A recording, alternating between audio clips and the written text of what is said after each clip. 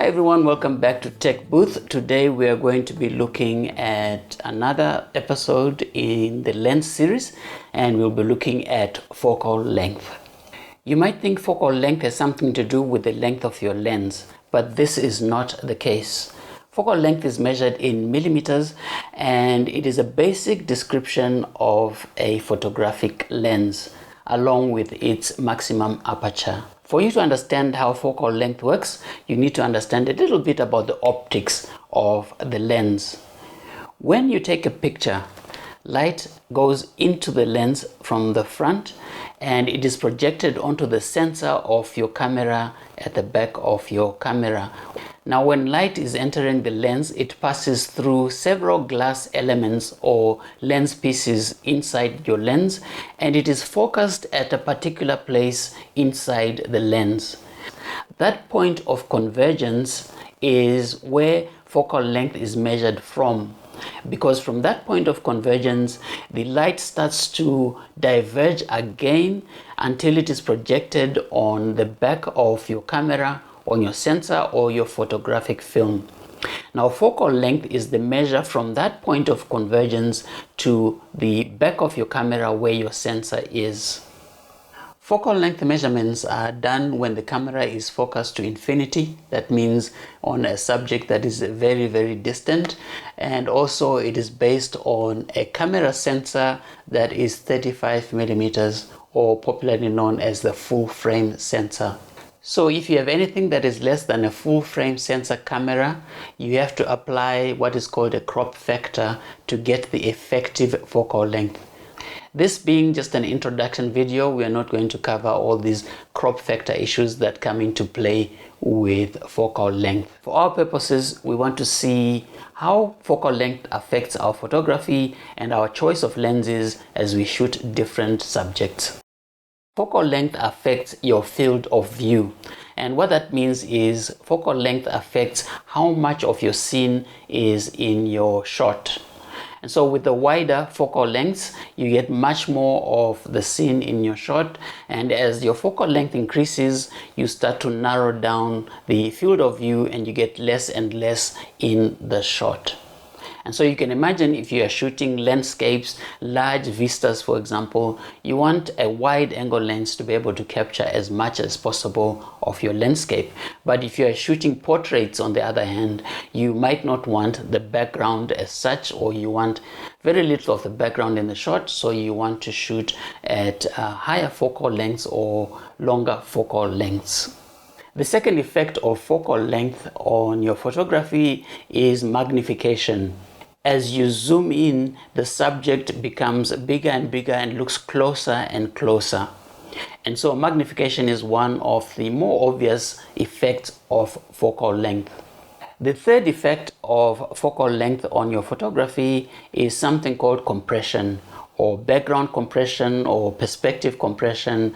But what it simply means is distances between objects that you're shooting look shorter and shorter as you zoom in more and more.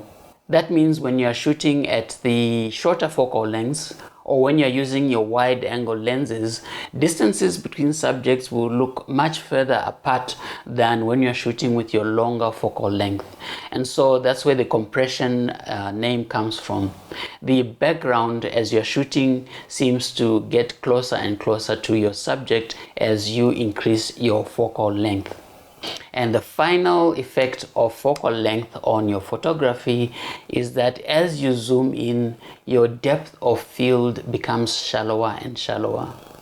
And so if you're shooting at 35 millimeters, for example, as opposed to 100 millimeters, you'll find that at 35 millimeters, the background is out of focus, but not that much. But as you zoom in more and more on your subject, the background becomes more and more out of focus.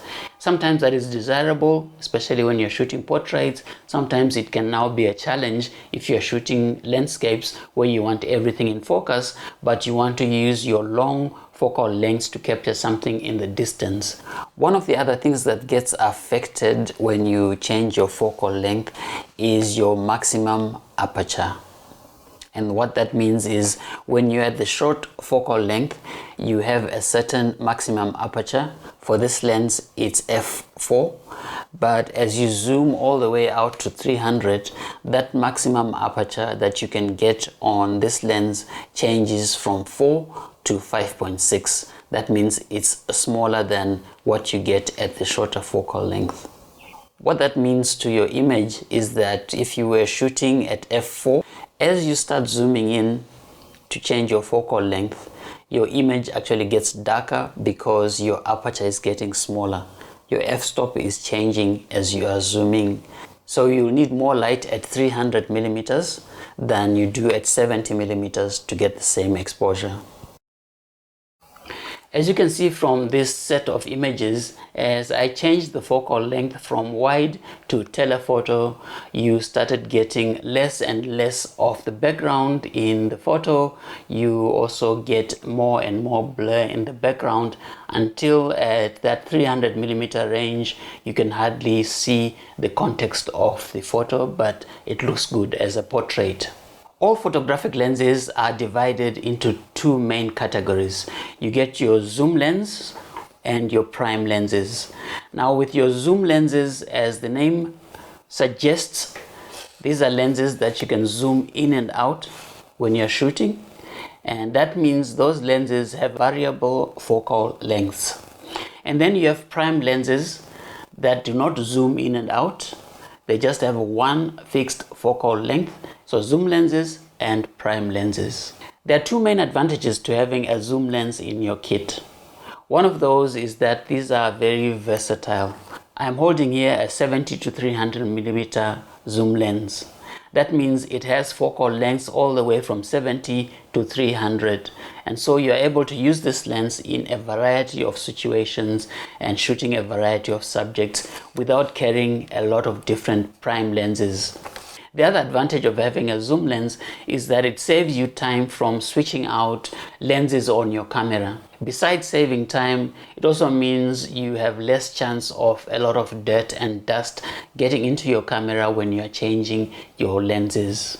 Prime lenses also have advantages. One of them is that they are usually small. As you can see with this one, this is a 28mm prime lens. They are small and lightweight, so you can easily carry them around.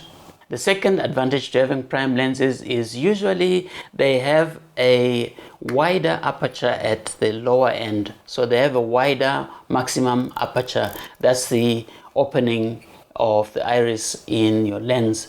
And the advantage of having that wider aperture in your lens, in photography, you get a nice blurry background when you shoot portraits, for example. In photography terms, it's called bokeh. Lenses can be put into three main categories. You have your wide-angle lenses, you have your normal or standard lenses, and you have your telephoto lenses. The cutoff point for these three categories is not a hard and fast rule, but these are general guidelines. Lenses between the 14mm and 35mm focal range are known as wide-angle lenses. Wide-angle lenses can be used in capturing landscapes to give that nice panoramic views. They are also used in architecture. They are used in real estate photography, both external and internal. You use them also when you are capturing large crowds or you are in confined spaces. Lenses below 14mm have their own subcategory. They are called super wide angle lenses. These capture even a wider angle up to 180 degrees field of view. Super wide angle lenses come with a downside, and that is there's a lot of distortion in the image. This distortion has led to those lenses being called fisheye lenses. The effect that fisheye lenses have on your image sometimes is a desirable abstract creative effect that you want in your photos. From about 35mm all the way to 70mm, you have what are called the standard lenses or normal lenses. This category can stretch up to about 85mm. They are called standard or normal because these lenses give us a field of view that is very similar to our own eyes. Because normal or standard lenses give us a natural looking field of view, they are really popular in areas such as portrait photography, fashion photography, travel photography, and photojournalism. Above your 85mm focal range, you get your telephoto lenses.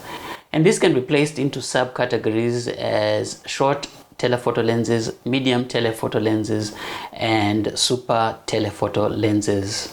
Telephoto lenses have a narrower field of view but have a great magnification, so you can shoot your subject from a distance.